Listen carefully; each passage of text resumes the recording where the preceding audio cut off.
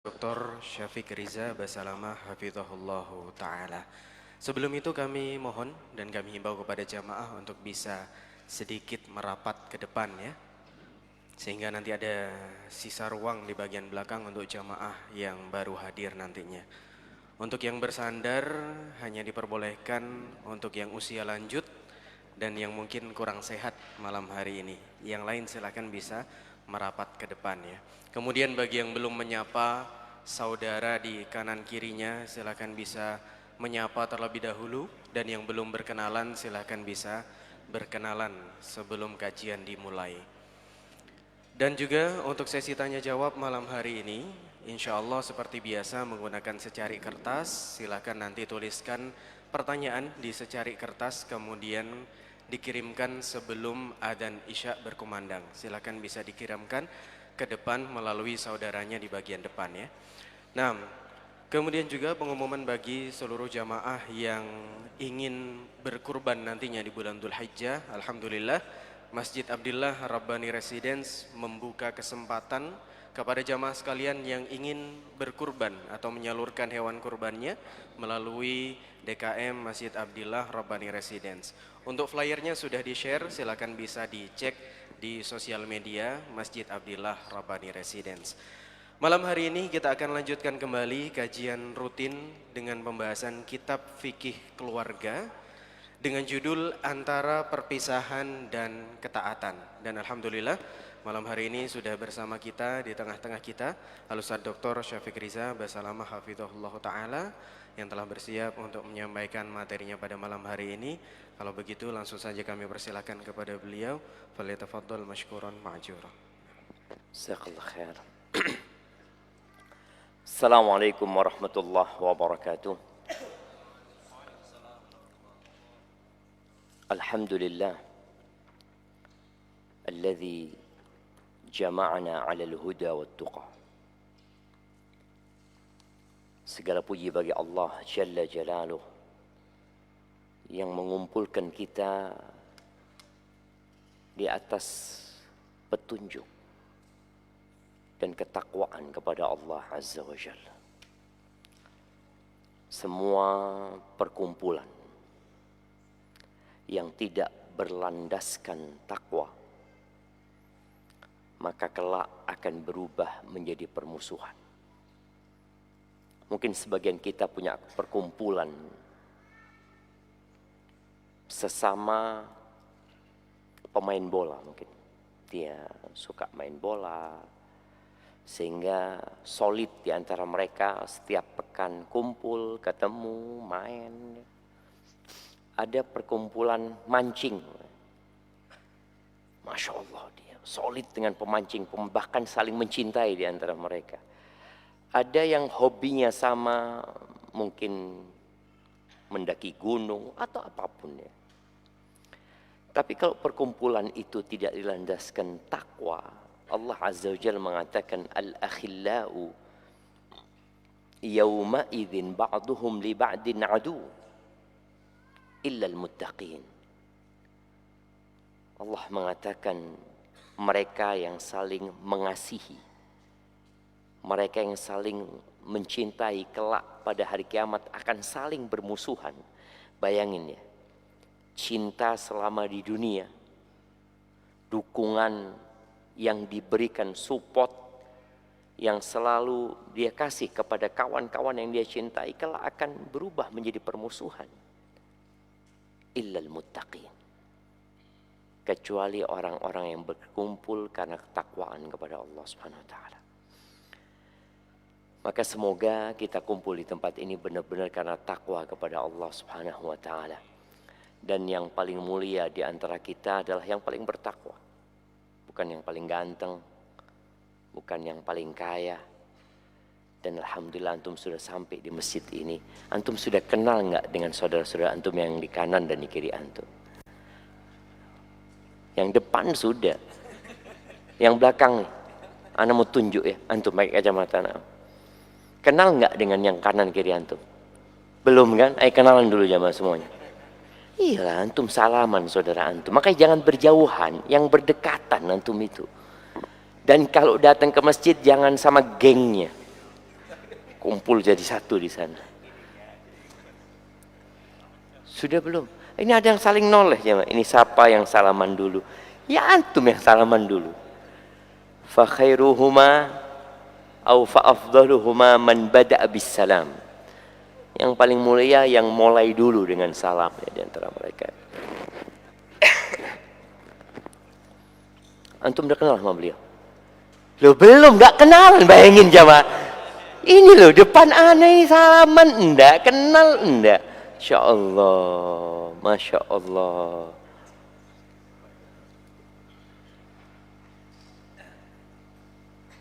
Sudah, antum udah kenal dengan yang kanan antum.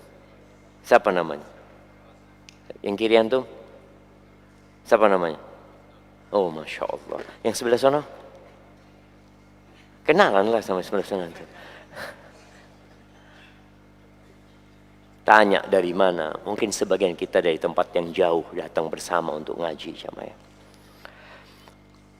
Allahumma salli wa sallim ala abdika wa rasulika sayyidina wa maulana wa habibina wa syafi'ina Muhammad wa ala alihi wa ashabihi ajma'in. Ya Allah, semoga salawat dan salam, berkah dan nikmat senantiasa Engkau curahkan untuk hamba kekasih-Mu, untuk baginda Nabi kita Muhammad alaihi salatu wassalam, untuk keluarga beliau, untuk istri-istri beliau, untuk putra-putri beliau, dan untuk seluruh sahabat Nabi. Dan semoga Allah meridhai kita bersama mereka. Amma ba'd, Allahumma anfa'na bima 'allamtana wa 'allimna ma yanfa'una wa zidna ilman. Malam ini, malam tanggal berapa? 5. Tanggal 1 hari Ahad. Betul kan? Tanggal 1 hari Ahad. Senin, Selasa, Rebu. Betul, malam tanggal 5. Malam tanggal 5 Dzulqa'dah. Kalau tadi ada pengumuman tentang kurban, kita ini berada di salah satu bulan haram dan di salah satu bulan haji. Allah Azza wa Jalla mengatakan al-hajju ashhurun ma'lumat. Haji itu pelaksanaannya di bulan-bulan yang sudah ditetapkan. Jadi bulan haji itu bulan apa saja? Syawal, Dzulqa'dah, Dzulhijjah. Nah, bulan haji. Dan bulan haram, Dzulqa'dah, Dzulhijjah, Muharram, sama bulan Rajab. Orang yang nggak tahu kalau ini bulan haram, ya biasa-biasa aja. Tapi yang tahu ini bulan haram, dia akan mengagungkannya. Dia akan berhati-hati di bulan ini. Dia akan lebih mendekat kepada Tuhannya. Maka tolong sampaikan kepada kawan-kawan kita, kalau kita sudah masuk bulan haram dan bulan haji, yang tidak bisa berangkat haji, niatlah untuk berangkat haji kalau mampu. Yang punya kelebihan harta, jangan lupa berkurban. Jadi dahulu, kalau berkurban itu masing-masing. Di rumah kurban ya, pulang sholat id potong. Karena semua insya Allah sudah ngerti cara menyembelih hewan. Kalau sekarang, Ana pernah nyembelih hewan kurban tuh nguliti 2 jam ya. Karena nggak ngerti kita. Takut sobek kulitnya, akhirnya sobek semua. Tapi kalau orang yang ahli, Masya Allah. Jadi silahkan berkorban. Dan semoga Allah Azza wa Jalla menerima kurban kita. Tema kita hari ini berkaitan dengan perpisahan, tapi dalam ketaatan.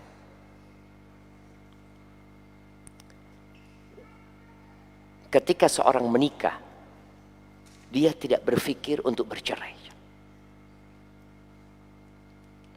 Oleh karena itu, seorang ketika hendak menikah, dia benar-benar memperhatikan calonnya.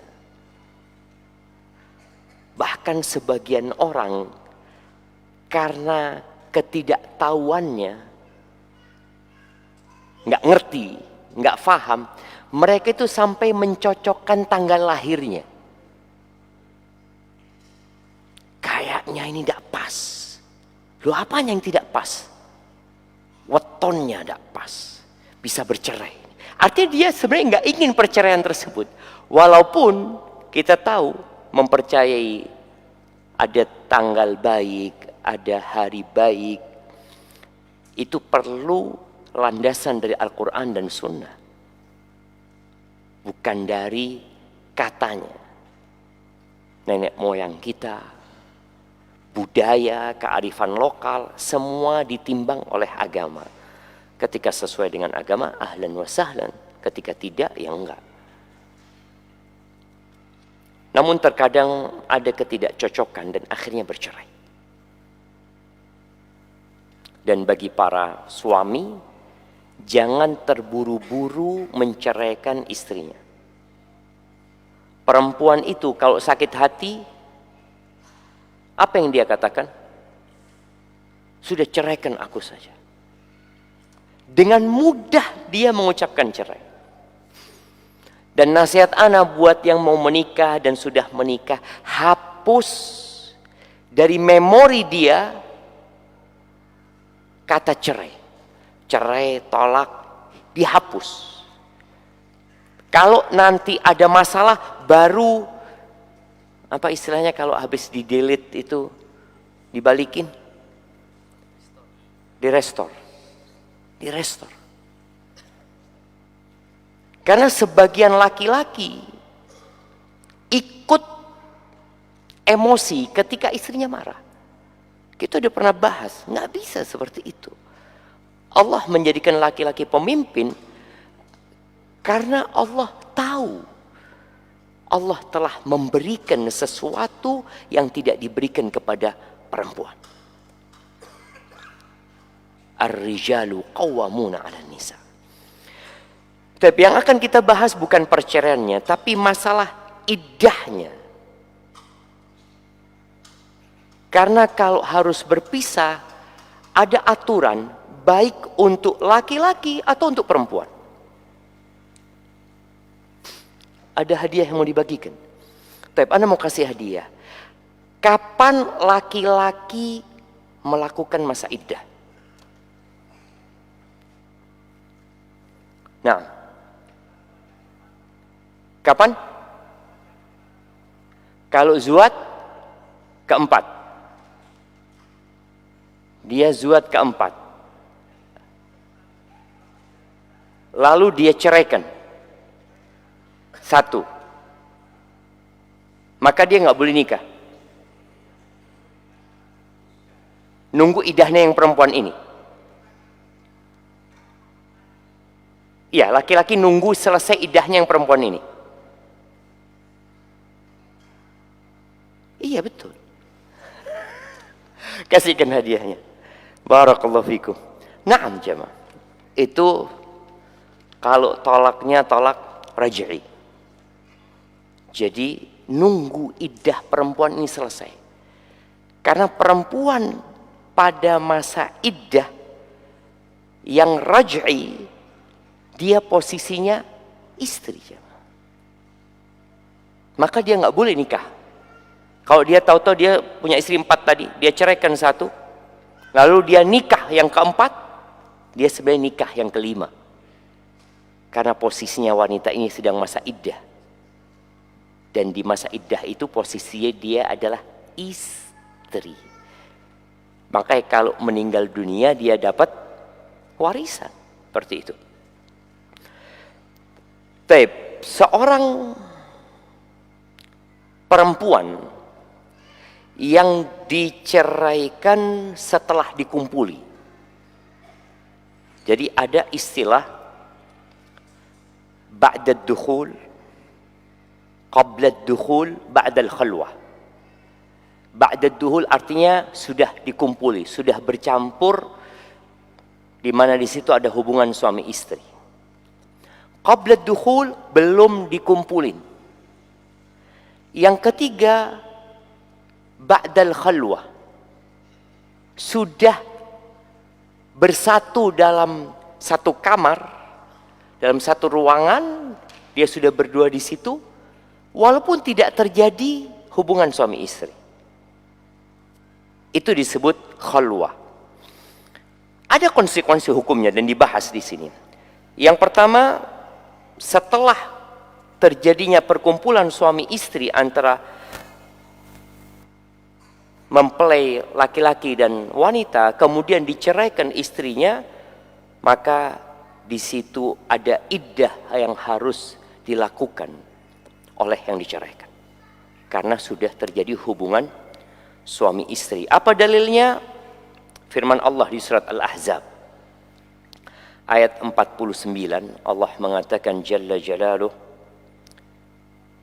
ya ayyuhalladzina amanu idza nakahtumul mu'minat, wahai orang-orang yang beriman, apabila kalian menikahi wanita-wanita yang beriman, thumma tallaqtumuhunna, kemudian kalian menceraikan mereka, min qabli an tamassuhunna, sebelum kalian menyentuh mereka, sebelum dukhul ini, fama lakum alaihinna min iddatin ta'tadduna, maka tidak ada iddah buat perempuan yang diceraikan itu. Ini kalau ayatnya ini berkaitan dengan yang belum dikumpuli. Maknanya kalau sudah dikumpuli ada iddahnya. Ayat ini khusus untuk yang belum dikumpuli. Mungkinkah orang menikah kemudian menceraikan belum dikumpuli? Mungkin saja, jemaah. Sekarang ini banyak nikah online. Sekarang ya, nikah pakai video call, pakai Zoom. Dan ini sebenarnya solusi buat mahasiswa. Jadi undangannya bikin 1000, tapi nggak harus makan-makan. Yang makan yang datang aja. Yang lainnya cuma menyaksikan Zoom.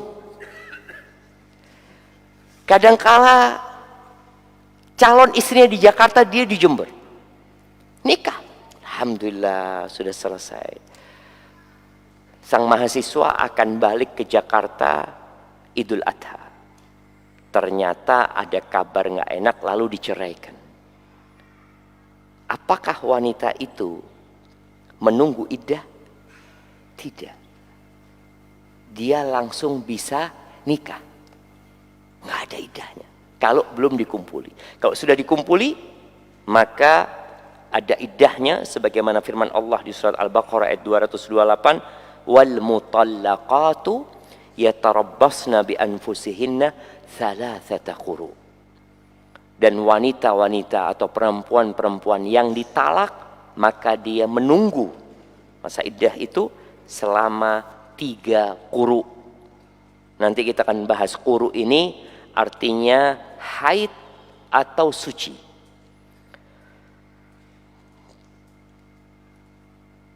Baik. Bagaimana hukum wanita yang diceraikan belum dikumpuli tapi sudah berkhalwat? Artinya tidak terjadi hubungan suami istri tapi mereka sudah satu kamar, berduaan.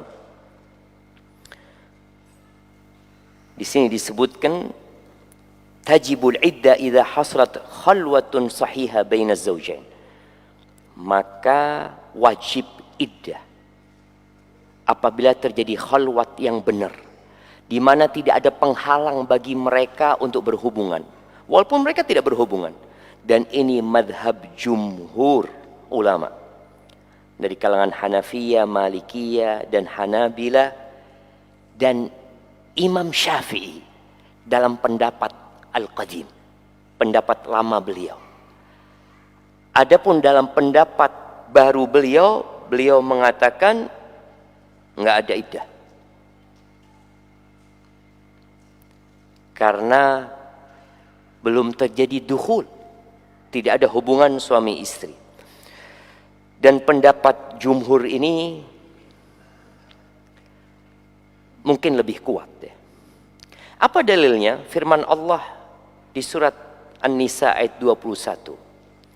Allah Azza wa Jalla mengatakan, wa kaifa ta'khudhunahu wa qad afdha ba'dukum ila ba'd.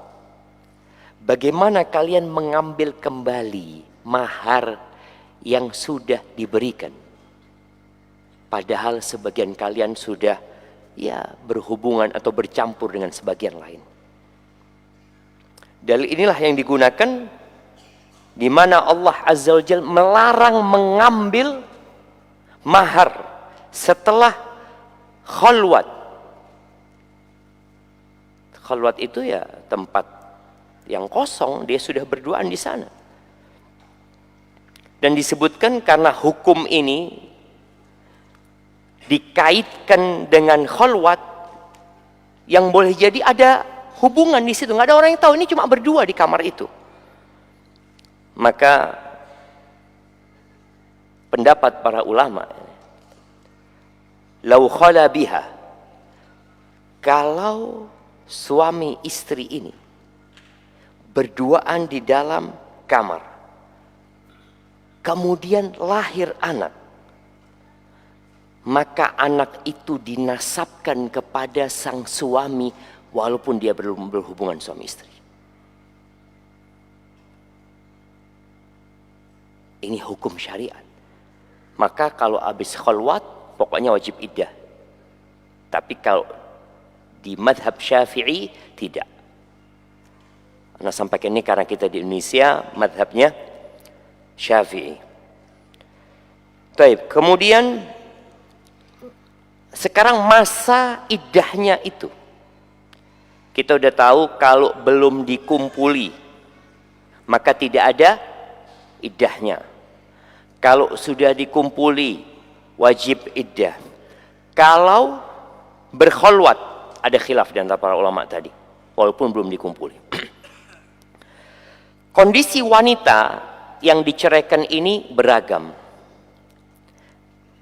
Ada yang masih datang bulan, ada yang belum datang bulan, ada yang selesai datang bulannya, dia nggak datang bulan lagi, ada yang kondisi hamil. Hukumnya berbeda-beda. Ini menunjukkan pentingnya menuntut ilmu. Apakah boleh seorang wanita mengatakan, Ustaz, anak kan nggak kepingin cerai, Ustaz, anak udah nggak usah belajar lah urusan iddah ini, karena anak nggak pengen cerai. Nah, tapi ketika terjadi perceraian wajib belajar. Wajib tahu dia gimana iddahku. Karena terus terang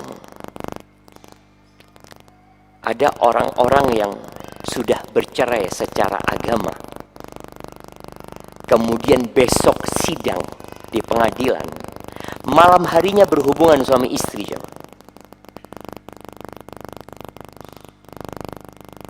Padahal perceraian secara agamanya sudah terjadi. Ini hanya menunggu keputusan hakim. Boleh jadi hakim memutuskan, boleh jadi tidak. Jadi ingat, tidak bergantung dengan keputusan pengadilan. Sebagaimana hukum pernikahan tidak bergantung dengan keputusan KUA. Oleh karena itu seringkali penghulu mengatakan sah secara agama, sah secara negara. Dia menyebutkan itu. Karena dia tahu secara agama nggak perlu gitu loh, ada penghulu. Nggak perlu dicatat. Tapi kalau secara negara ya harus ada catatannya.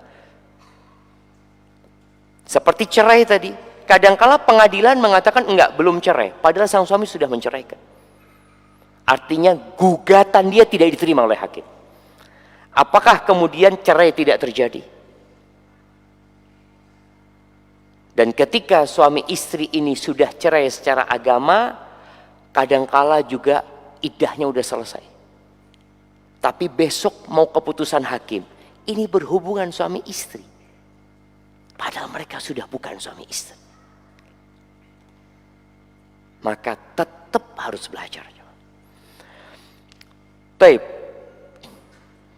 Masa iddah bagi yang diceraikan dan dia masih datang bulan. Masih datang bulan ini, datang bulannya ada yang rutin, ada yang tidak rutin. Tapi masih datang bulan. Ada orang yang datang bulannya 3 bulan sekali. Ada enggak jemaah? Ada enggak? Ada. Kadang-kala wanita yang sedang menuju fase menopause, dia datang bulan, tapi enggak tiap bulan sudah. Kadang-kala 3 bulan. Jadi kalau masa haid itu, pendapat yang rajih 15 hari paling banyak masa haid. Tapi masa suci nggak ada batasnya. Boleh jadi sucinya 2 bulan, tahu-tahu datang bulan. Tapi kalau masa haid paling lama 15 hari. Taib. Allah menyebutkan bagi yang datang bulan itu, tadi ayatnya sudah kita bacakan di surat Al-Baqarah 228, wal mutallaqatu yatarabbasna bi anfusihinna thalathata quru. Dan wanita-wanita yang diceraikan itu menanti dirinya untuk menikah nantinya selama 3 quru. Apa itu quru? Ini terjadi khilaf yang cukup dahsyat di antara para ulama. Quru itu dalam bahasa Arab bisa bermakna haid, bisa bermakna suci. Maka sebagian ulama menguatkan maknanya haid. Dan ini pendapat yang pertama. Jadi dia menunggu 3 kali haid. Jadi haid yang pertama, kemudian dia suci. Makanya dianjurkan menceraikan istri itu, atau bukan dianjurkan menceraikan istri ya. Kalau mau menceraikan istri itu, sunnahnya ketika suci belum dikumpulin. Jadi kalau niat menceraikan istri, subhanallah ya, kita disuruh nunggu ya.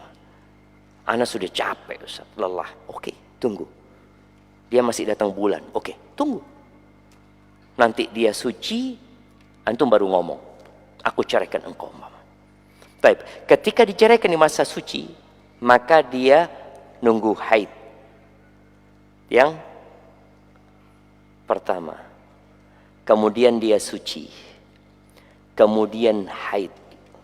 Udah berapa kali haidnya? 2. Kemudian suci, kemudian haid yang ketiga, selesai masuk ke suci baru selesai masa iddahnya. Itu kalau maknanya quru adalah haid. Dan quru ini bisa jadi tadi bukan 3 bulan jamaah. Bisa jadi 9 bulan. Kok bisa 9 bulan? Ini perempuan datang bulannya 3 bulan sekali. Berarti kan datang bulan pertama. Setelah itu nunggu kok nggak datang bulan lagi, seperti itu kan. Artinya kalau dia tolak raj'i masih dapat nafkah dia sampai selesai. Terus nanti sama ini bicara quru. Kalau maknanya haid seperti itu penghitungannya. Dan pendapat yang pertama ini madhabnya Hanafiyah dan Hanabilah. Menurut pendapat yang lebih sahih dari 2 riwayat Imam Ahmad dan pilihannya Syekhul Islam Ibn Taimiyah, Ibn Qayyim dan Ibn Utsaimin, dan itu pendapat jumhur dari para salafus saleh. Ada beberapa dalil yang dikemukakan oleh mereka seperti firman Allah Subhanahu wa taala di surat At-Talaq ayat 4. Allah mengatakan wallai ya'isna minal mahidi min nisaikum. Dan wanita-wanita yang sudah tidak berharap lagi datang bulan. Inirtabtum, kalau kalian ragu ini datang bulan apa enggak, kayaknya udah enggak datang bulan. Maka iddahnya kata Allah fa'iddatuhunna 3 ashhurin wallai lam yahidna. Maka iddahnya perempuan yang seperti ini adalah 3 bulan dan perempuan yang tidak datang bulan. Kan disebut haid di sini. Maka disebutkan di sini Allah memindahkan pada saat mereka tidak haid kepada hitungan bulan. Berarti quru itu haid. Karena Allah memindahkan dari haid ke bulan. Kalau nggak datang bulan, kalau nggak haid, ya udah pakai bulan. Kira-kira 90 hari. 3 bulan seperti itu ya. Nggak harus 90 hari ya, tapi 3 bulan. Baik, kemudian ada beberapa dalil yang disampaikan oleh mereka. Di antaranya dalil Zainab binti Jahash radhiyallahu anha qalat, Zainab bintu Jahash berkata kepada Nabi SAW, qultu lin Nabi SAW wa alihi wasallam innaha mustahadah. Ini sepertinya pertanyaan Zainab untuk saudarinya Hamnah bintu Jahash, istrinya Mus'ab bin Umair. Dia istihadah. Istihadah, keluar darah terus-terusan. Apa kata Nabi SAW? Tajlisu ayyama aqra'iha. Hendaklah dia duduk tidak sholat di hari-hari quruknya. Thumma taghsil wa tu'akhiru dhuhr. Kemudian dia mandi. Artinya perempuan yang darahnya tidak berhenti, maka dia berhenti sholat di hari-hari yang dia biasa haid. Umpamanya dia mengatakan, ana ini biasanya haidnya tanggal 15 tengah bulan sampai tanggal 22. Ya sudah, 7 hari ini nggak usah sholat. Tapi setelah itu sholat. Dan ini disebutkan dalam hadis ini aqra. Akhirnya mereka berdasarkan penjelasan Rasulullah SAW ini, mereka menyebutkan yang dimaksud dengan quru adalah haid. Dan kemudian Anda tidak akan memperpanjang lebar tentang dalil-dalil mereka. Ini para penuntut ilmu mungkin bisa membahasnya lebih dalam lagi. Pendapat yang kedua yang mengatakan quru dalam iddah wanita yang sedang datang bulan itu dimaksud suci. Suci. Jadi 3 kali suci. Artinya kalau dia diceraikan di masa suci, berarti dia langsung masuk haid, masuk iddahnya dia. Dia diceraikan dalam kondisi suci. Sucinya tinggal 1 hari, besok datang bulan. Berarti suci, kemudian haid, kemudian suci, kemudian haid, kemudian suci.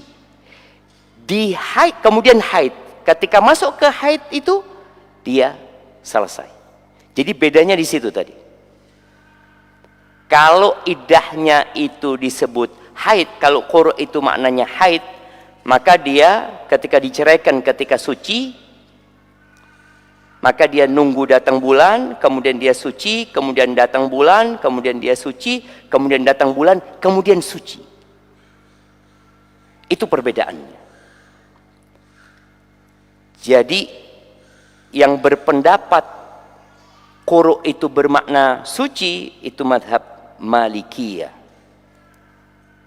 wa Syafi'iyah dan riwayat dari Imam Ahmad, dan itu pilihan Ibnu Hazm dan Syekh Muhammad Al-Amin Asy-Shinqiti, dan beliau kuatkan dalam kitabnya Adwaul Bayan bahwasanya maknanya suci. Dan sebagian salafus saleh. Apa dalilnya? Semua punya dalil, jemaah. Dalilnya surat At-Talaq ayat pertama. Allah Azza wa Jalla mengatakan, ya ayyuhan nabiyyu idza talaqtumun nisaa, wahai nabi, apabila kalian menceraikan perempuan-perempuan, fatalliquhunna liiddatihinna, maka ceraikan mereka di masa iddah mereka.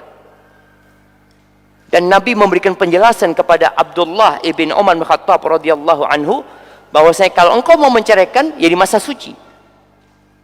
Berarti quru itu maksudnya adalah suci. Karena itu iddah. Jadi seperti itu. Dan ini kisah Abdullah bin Umar yang baru saja kita isyaratkan ke sana, di mana Rasul sallallahu alaihi wasallam menyebutkan kalau engkau ingin menceraikan istrimu, ceraikanlah dia ketika dia sudah suci. Lalu kata Nabi sallallahu alaihi wasallam, fatilkal iddah. Itulah iddah yang Allah perintahkan. Dan ana rasa pendapat yang kedua ini pendapat yang cukup kuat ya, dan itu yang dipakai di Indonesia. Di pengadilan agama juga menggunakan yang seperti itu. Ana akan bacakan ucapan Syekh Nawawi Al-Bantani dalam kitabnya Nihayatuz Zain. Beliau mengatakan faida tulliqat tahiran. Kalau dia diceraikan dalam kondisi suci dan masih tersisa sedikit waktu dari masa suci itu, artinya dia diceraikan sebelum zuhur dalam kondisi suci. Tahu-tahu adzan zuhur datang bulan. Mungkin kan jamaah? Mungkin saja. Maka disebutkan oleh beliau, inqadatil iddah bitta'ni fi haidatin thalithah. Maka ketika masuk ke haid yang ketiga, dia sudah selesai masa iddahnya. Suci, haid, suci, haid, suci. Haid yang ketiga, dia sudah selesai masa iddahnya. Jadi kalau orang normal ya hampir 3 bulan kalau orang normal. Tapi kadang-kadang tadi ada yang lama jemaah nunggunya. Kemudian wa in lam yabqa au tulliqat haidan. Kalau dia diceraikan dalam kondisi haid. Wa in lam yabqa min zamanil haid syai'. Waktu haidnya enggak tersisa sedikit pun. Artinya dia bentar lagi mau suci. Maka iddahnya ketika dia masuk ke haid yang keempat. Jadi dia kan masa iddahnya udah haidnya udah habis. Dia sudah suci sebenarnya. Maka suci, haid, suci, haid, suci, haid. Jadi dihitung yang keempat tadi ini, itu dia sudah selesai dari masa iddahnya. Kemudian bagaimana iddah seorang wanita yang dia masih datang bulan, tapi datang bulannya putus karena menyusui. Kan ada perempuan yang menyusui dia tidak datang bulan jamaah. Tapi kita dengarkan adzan dulu. Barakallahu fikum.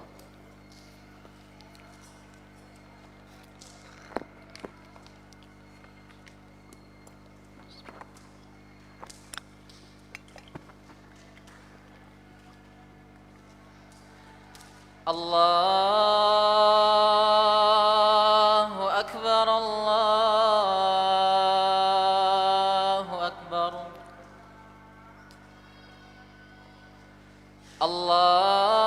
Allahu Akbar,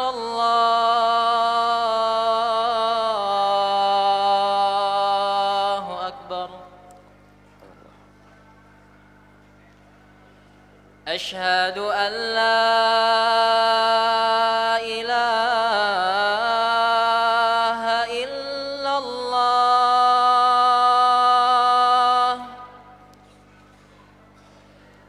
Ashhadu an la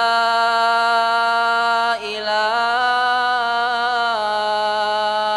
illallah.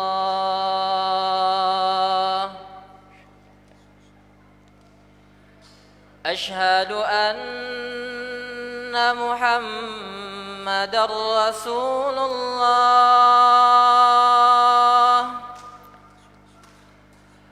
Ashhadu anna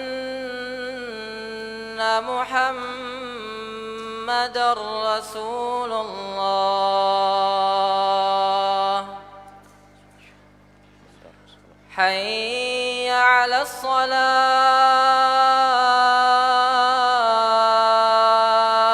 الصلاة حي على الصلاة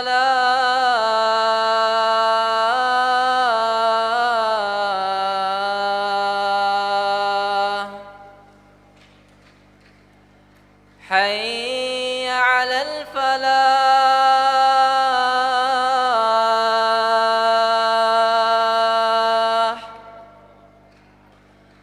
حي على الفلاح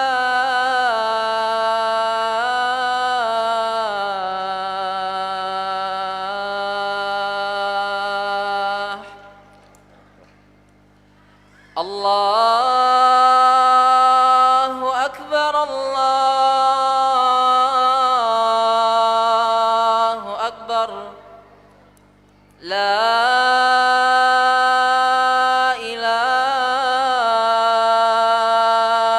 إلا الله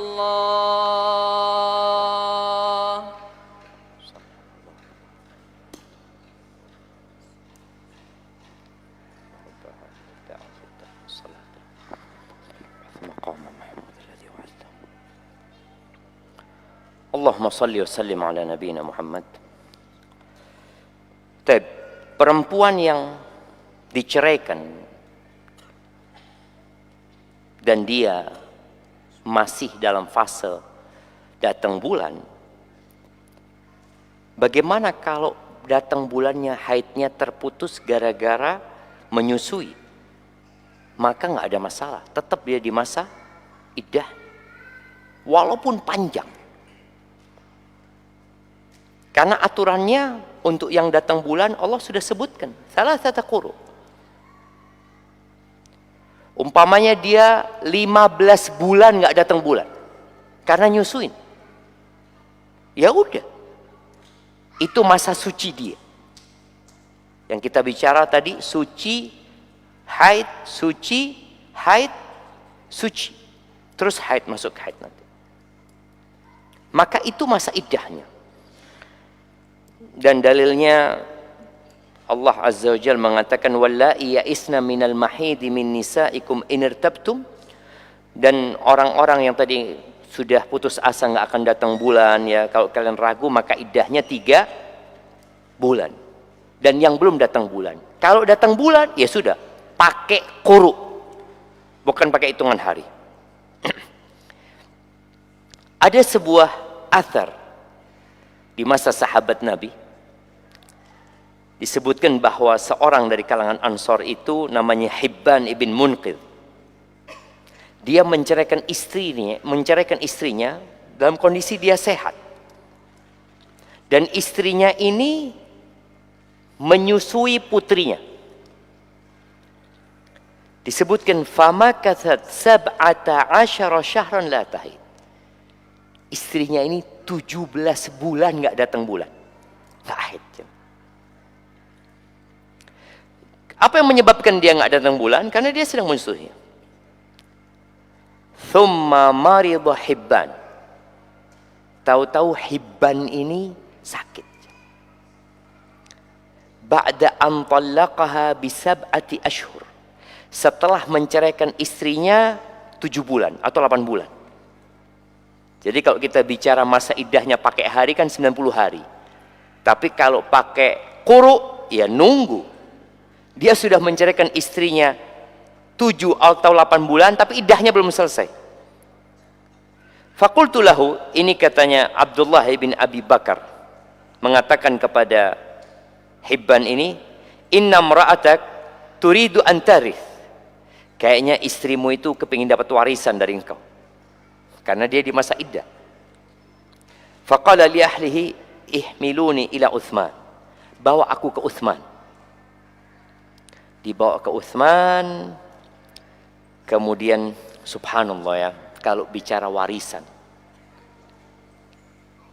kadangkala ada seorang yang kaya raya lalu dia menikah dengan seorang wanita yang biasa-biasa saja. Kemudian mungkin terjadi masalah, dia ceraikan istrinya. Dan dia tidak ingin sang istri ini dapat warisan kalau dia mati. Maka yang terjadi sama Hibban ini, dia ditakut-takutin, istrimu kayaknya bakal dapat warisan nih kalau engkau meninggal dunia. Maka Hibban dibawa ke Utsman dalam kondisi dia sakit. Lalu dia cerita tentang kondisi istrinya. Dan di situ ada Ali bin Abi Thalib dan Zaid bin Thabit. Yang ditanya siapa? Utsman bin Affan. Lihat adabnya para sahabat dan para ulama ya. Yang ditanya Utsman, di situ ada Ali dan Zaid bin Thabit, dua-duanya termasuk ulama para sahabat. Dua-duanya diam. Tidak ikutan menjawab. Utsman yang mengatakan, "Ma tarayani." Gimana pendapat kalian berdua? Jadi antum kalau ditanya ada ustadz yang lain ini itu umpamanya. Antum tanya, "Ustadz, gimana menurut antum?" Itu termasuk adab. Di sini Utsman bertanya kepada keduanya, qala nara annaha tarithuhu inman. Kata Ali bin Abi Thalib dan Zaid bin Thabit, menurut kami perempuan itu mewarisi dia kalau dia mati. Karena dia di masa iddah. Wa yarithuha in matat. Dan sebaliknya, kalau perempuan ini yang mati, maka sang suami yang sudah menceraikan dapat warisan. Dan jamaah, mati itu tidak ada hubungannya sama penyakit. Mati itu nggak ada hubungannya sama penyakit. Betapa sering kita melihat orang sehat, tabrakan mati. Dia mati, Ustaz, dilindes. Dia sehat. Ada yang sakit, keluarganya nunggu-nunggu. Kok udah mati-mati bapak ini? Tidak ada urusannya. Tidak ada hubungannya sama penyakit. Mereka mengatakan, fa innaha laysat minal qawaid. Ini perempuan bukan termasuk yang sudah menepus, yang sudah tidak datang bulan lagi. Dan dia tidak termasuk juga gadis kecil yang belum datang bulan. Dan dia masih datang bulan, masih haid. Jadi hiya ala iddati haidhiha ma kana min qalilin wa katsir. Jadi boleh jadi iddahnya 2 tahun ya. Mungkin 2 tahun, mungkin jemaah. Faraja'i Hibban ila ahli. Akhirnya Hibban ini pulang ke rumahnya, anaknya yang disusuin istrinya diambil sama Hibban. Thumma hadat haidatan ukhra. Kemudian istrinya haid yang kedua. Dengan tidak menyusui, maka dia haid. Thumma tuwfiya Hibban. Akhirnya Hibban mati sebelum haid yang ketiga. Fa'taddat iddatal mutawaffa anha zawja, maka dia akhirnya melanjutkan iddah orang yang ditinggal mati dan dapat warisan. Jadi pokoknya kalau dia itu masih datang bulan dan putus datang bulannya dikarenakan menyusui, tetap nunggu sampai selesai iddahnya. Imma tadi 3 kali suci sebagaimana sudah kita bahas. Dan 3 kali suci ini ada hubungannya sama haid. Karena selesainya suci itu dengan datangnya haid. Adapun untuk wanita yang istihadah, yang tadi yang datang bulannya, bukan datang bulannya, dia keluar darah terus ya. Penyakit, darah penyakit ya. Maka apabila dia tidak bingung, iddahnya tetap seperti quru' tadi. Dia tahu anak biasanya datang bulannya tanggal 17 sampai tanggal 25. Ya sudah, itu dihitung datang bulan, selesai itu berarti dia suci. Adapun wanita yang istihadah dan dia bingung sudah dengan datang bulannya, nggak tahu, nggak jelas dia. Ada orang yang tahu ini darahnya darah haid, ada yang nggak tahu. Maka buat yang kebingungan seperti ini, menurut pendapat jumhur, iddahnya 3 bulan. Karena dia nggak tahu kapan dia suci dan kapan dia datang bulan. Terus bagaimana dengan wanita yang diceraikan dan dia masih datang bulan, tahu-tahu berhenti haidnya. Nyusui tidak, haidnya berhenti. Berapa lama masa iddahnya? Maka para ulama menyebutkan buat wanita yang seperti ini, yang tahu-tahu haidnya berhenti tanpa sebab, maka dia iddahnya disebutkan antam kutha sanatan. Dia nunggu 1 tahun dari berhenti masa haidnya. Maka ini pentingnya kita belajar ya. Supaya kalau dilihat, ini kemarin datang bulan, iya. Setelah itu nggak ada datang bulan lagi, sudah kata dia. Nyusui tidak. Oh ya sudah 3 bulan kalau gitu. Tidak jemaah. Karena ketika dia diceraikan, dia masih haid. Kemudian berhenti haidnya tanpa sebab. Dan ini pendapat madhab Malikiyah, Hanabila, dan pendapat Syafi'i dalam pendapat yang lama. Dia menunggu 1 tahun. Baru setelah itu dia selesai masa iddahnya. Adapun wanita yang hamil maka sampai melahirkan, dan sekarang itu bisa dicek rahimnya perempuan itu ada anaknya atau tidak. Bukan berarti ketika dicek, oh enggak, ini sudah nggak ada anaknya Ustaz, berarti selesai sudah masa iddahnya. Nggak bisa jemaah. Tetap iddahnya itu pakai quru atau pakai bulan tadi, walaupun kita bisa pastikan di perutnya tidak ada anak, karena tidak hanya berhubungan dengan rahimnya yang tidak ada isi anaknya, tapi juga berhubungan dengan warisan nantinya, berhubungan dengan nafkah, juga ada hubungannya juga dengan, boleh jadi mereka rujuk nantinya. Itu mungkin yang dapat kita bahas pada kesempatan kali ini. Insya Allah kita lanjutkan pada pertemuan yang akan datang. Semoga ilmu yang kita pelajari malam ini bermanfaat dan bisa kita amalkan. Bukan berarti tatkala kita belajar ini akhirnya antum punya persiapan untuk menceraikan istri antum. Oh ya, ana sudah punya ilmunya gitu kan. Yang perempuan, oh bismillah Ustaz, ana sudah gugat cerai tapi belum dikabulkan masih umpamanya. Hadza wallahu a'lam bissawab. Nah.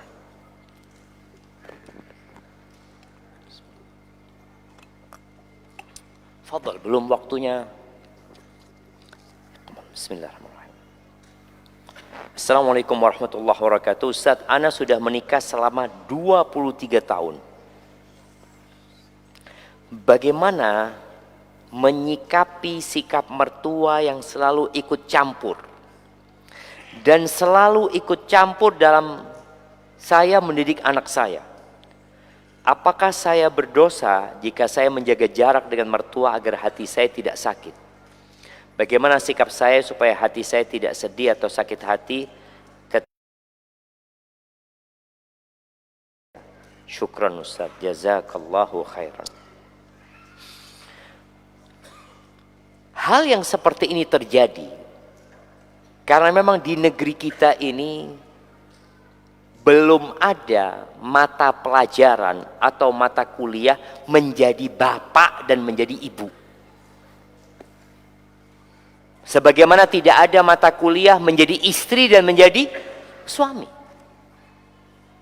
Ketika dia menjadi pegawai, ada sekolahnya, ada belajarnya. Profesional dia.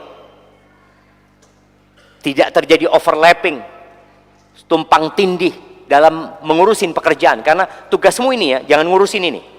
Oh iya, dia taat dan nurut karena ada kontrak kerja yang ditandatangani juga. Tapi dalam urusan menjadi bapak, menjadi ibu, menjadi suami, menjadi istri, nggak ada.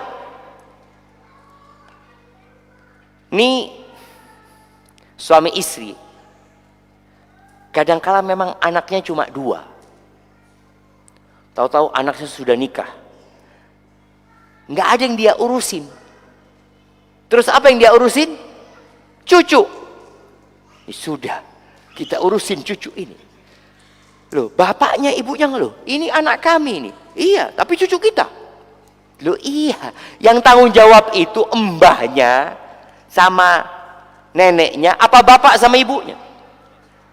Kata mbahnya, loh kami yang membesarkan kamu. Loh iya, tapi ini sudah, ya Allah jemaah ya. Terus apa yang harus dilakukan? Sabar menghadapi orang-orang seperti ini, sabar. Dengan mendoakan dan terus menghormati. Jadi sebagai seorang menantu, sebagaimana antum kesel sama mertua antum juga kesel sama antum. Ini yang terjadi kan jemaah. Makanya dikatakan nih sekarang dia sedang menjelek-jelekkan mertuanya menjelek-jelekkan dia. Ini menantu tidak tahu diri kata dia. Yang menantu, ya Allah mertua ini Ustaz, na'udzubillah, ya seperti itu. Ya sabar. Terus menjalin hubungan. Jadi kita itu nggak akan bisa memberikan masukan kalau tidak terjadi koneksi. Maka disebutkan koneksi sebelum koreksi ya. Gimana kita menjalin koneksi dulu sama mertua, berbuat baik sama mertua. Kalau engkau menjauh dari mertua dan ternyata rumah tanggamu menjadi lebih baik. Artinya menjauh bukan memutus hubungan ya. Rumah tanggamu menjadi lebih baik ya ahlan wa sahlan, nggak ada masalah. Tapi kalau ternyata engkau menjauh semakin berantakan dan boleh jadi suamimu dipengaruhi oleh bapak ibunya untuk menceraikan dirimu. Jadi tambah runyam nanti kondisinya. Bersabarlah engkau. Jadi campur tangan mertua itu kalau membuatmu nggak nyaman katakan jazakallah khair, makasih banyak, insya Allah kita pertimbangkan nanti. Kita pikirkan bersama. Walaupun nggak antum lakukan, antum tetap menghargai. Nanti tanya, loh kok belum dikerjakan? Ya ini kita masih memikirkan dan bermusyawarah gitu loh. Oh iya, lama kelamaan lupa biasanya dia. Maka sabar antum. Barakallahu fikum. Tapi mungkin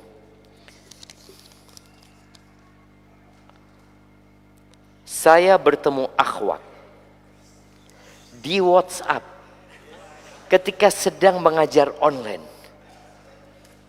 Kebetulan saya sedang ingin menikah. Ternyata ketika saya tanya-tanya pendidikan, dia sangat rendah. Mengambil paket C, tapi tidak karena mondok. Sepertinya karena bekerja. Karena keluarganya tidak mampu. Sedangkan saya sedang menempuh S1. Bagaimana menurut antum? Apakah ini tidak kafaah? Tidak kufu jemaah. Iya. Pertanyaan yang menarik ya. Karena tujuan kufu itu bukan untuk merendahkan pihak lain sebenarnya. Mempertimbangkan kufu itu agar keharmonisan dalam rumah tangga terjadi. Karena dikhawatirkan nanti nggak nyambung. Sang suami mengatakan kepada istrinya, "Ana minta ini direnovasi." Apa renovasi itu? Ana minta ini, mungkin suaminya pakai bahasa-bahasa yang keren ini tuh, sang istri nggak nyambung. Akhirnya karena tidak nyambung berantem dalam rumah tangga. Ana ingat cerita seorang ibu dari Madura. Ibu dari Madura ini punya anak 7. Yang 6 menikah semuanya tidak dengan orang Madura. 1 yang terakhir ibunya ngomong, "Nak," kata ibu minta orang Madura ya. Bu minta orang Madura istrimu, kata dia. Kenapa bu? Oh, kata ibunya, itu 6 menantu nggak bisa diajak ngomong semua. Karena ibunya nggak bisa bahasa Indonesia. Ini kalau bicara tadi nggak nyambung. Kata sang ibu ini kepingin punya menantu, bisa diajak ngobrol ini itu, kata dia. Jadi bukan karena dia fanatik terhadap Madura, enggak. Karena kita tahu yang paling mulia, yang paling bertakwa. Yang paling bertakwa kepada Allah SWT. Jadi Kufu itu penting dalam rangka menjalin keharmonisan dalam rumah tangga supaya tidak terjadi keributan. Dan kufu atau kafa'ah yang menjadi syarat utama yang nggak boleh tidak adalah agama, urusan agama. Tapi kalau masalah pendidikan sekarang terus terang ya, kalau bicara ilmu pengetahuan yang ada di HP lebih banyak daripada yang ada di kelas. Anak ngajar di kelas. Anak ngomong sama mahasiswa, yang bakal anak sampaikan dengan yang antum tanyakan ke ChatGPT atau Gemini lebih banyak di sana. Dia akan menjelaskan ketika diminta sebutkan dalil tentang iddah wanita yang sedang datang bulan. Dia akan datangkan dalil di situ dengan ucapan para ulama dengan nomor halaman kitabnya disebut. Ustadz nggak ada. Jadi kalau antum melihat karena dia ngejar paket C, lalu dianggap dia secara pendidikan mungkin rendah, boleh jadi enggak. Apalagi sekarang negara tidak lagi melihat kepada ijazah secara total ya, lihat kepada keahlian, skill. Jadi umpamanya antum S2, anak S2 Ustadz. Istri anak ini SMP, sama-sama S2, SD SMP, S2 gitu seperti. Jadi itu tidak menjadi patokan keilmuan sebenarnya, tidak menjadi patokan keilmuan. Boleh jadi istri antum, apalagi antum sudah sebutkan tadi calonnya, dia karena bekerja, bisa jadi effort dia mengambil paket C, kemudian dia bekerja membantu keluarganya, itu lebih baik dari orang-orang yang mungkin S1, S2 tapi dia tidak punya kepedulian kepada keluarganya, umpamanya seperti itu. Jadi insya Allah yang perlu antum perhatikan agamanya, akhlak dan agamanya. Kemudian bicara akhlak dan agama ini juga perlu diperhatikan apakah perempuan itu perempuan yang matre. Ini ada hubungannya sama agama. Karena kalau antum menikah dengan orang yang tidak mampu tapi matre, tetap antum capek.